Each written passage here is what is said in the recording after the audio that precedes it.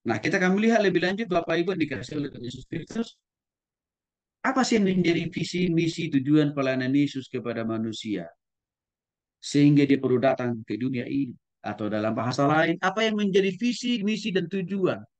Allah perlu datang ke dunia ini dalam rupa dan wujud Yesus. Yang pertama, untuk mengabarkan Injil Kerajaan Surga. Hal itu dicatat dalam Matius pasal 4 ayat 23 dan juga Matius pasal 9 ayat 35.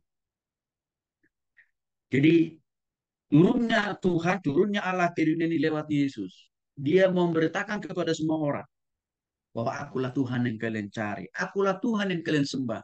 Akulah Tuhan yang kalian nanti-nantikan, yang kalian impi-impikan.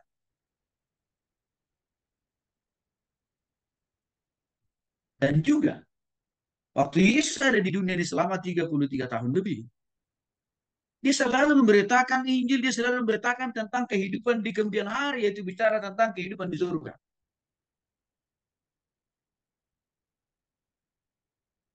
Motifnya, supaya makin banyak orang yang mendapatkan tiket untuk masuk surga. Supaya banyak orang yang bisa dibawa ke surga. Termasuk Bapak, Ibu, dan saya.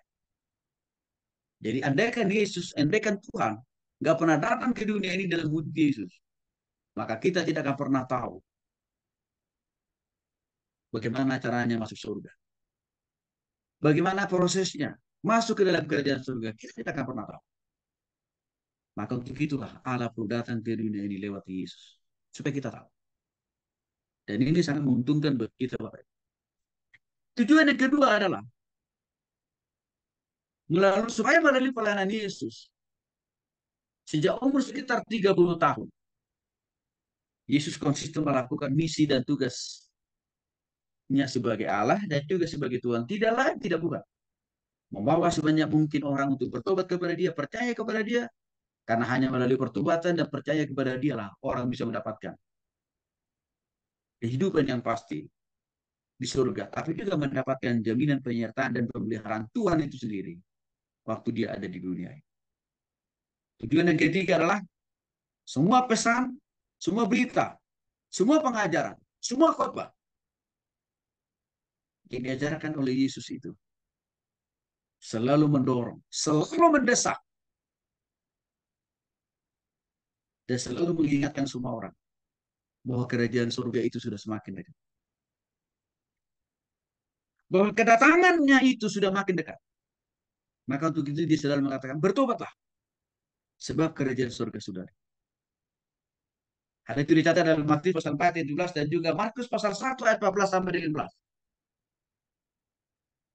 Dia selalu terus menggaungkan, menyampaikan, memberitakan kepada banyak orang ya tentang kabar baik, kabar kerajaan surga yang sering kita singkat dengan istilah Injil itu sendiri.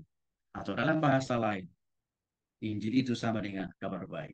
Bukan memindahkan agama orang. Bukan memindahkan keanggotaan.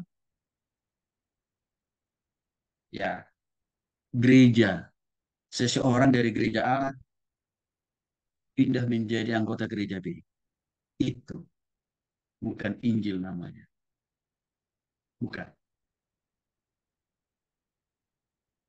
Tapi Injil itu artinya adalah kita menantang orang itu untuk sungguh-sungguh bertobat dan percaya kepada Yesus. Sehingga dia mendapatkan pengampunan dosa dan hidup kekal. Itu Injil. Nah Bapak Ibu, hal yang keempat. Apa sih visi-visi dan tujuan Yesus Allah datang ke dunia lewat Yesus? Dia mau memperjelas, mempertegas sebenarnya. Dan juga mau menunjukkan contoh konkret ya adanya kerajaan surga.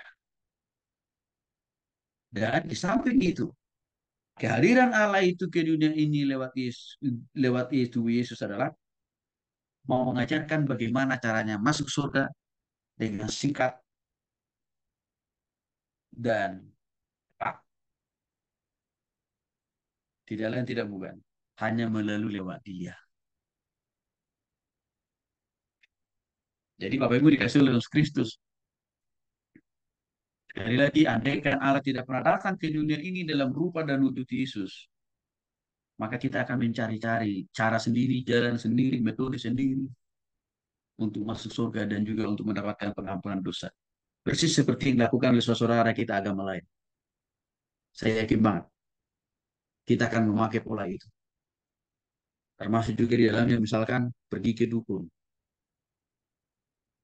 ya, atau ke paranormal, menyembah roh kakek nenek moyang kita, menyembah makam para leluhur, termasuk juga orang-orang berpengaruh di dunia ini. Supaya apa? Selamat. Supaya apa? Diberkati. Tapi kita